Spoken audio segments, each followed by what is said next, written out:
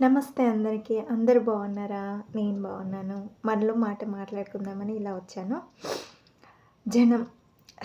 జనం అంటే అదొక ప్రభంజనం. ఏదైనా తలుచుకుంటే జనంతోటయితది కదా! ఒక్కరితో కాదు, ఇద్దరితో కాదు. జనమందరూ తలుచుకుంటేనే ఏదైనా అయితది కదా! కేసీఆర్ సార్ లాంటి వాళ్ళనే గద్దె దించారు.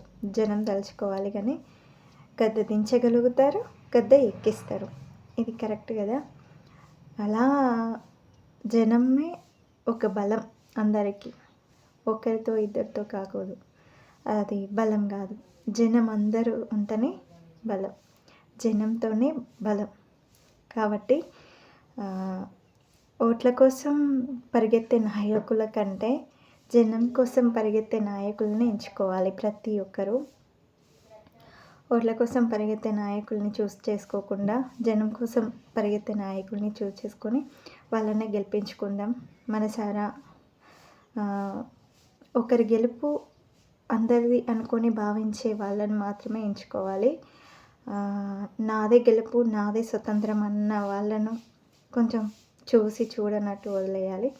అలాంటి వాళ్ళు ఎవరో అందరికీ తెలుసు కదా! సో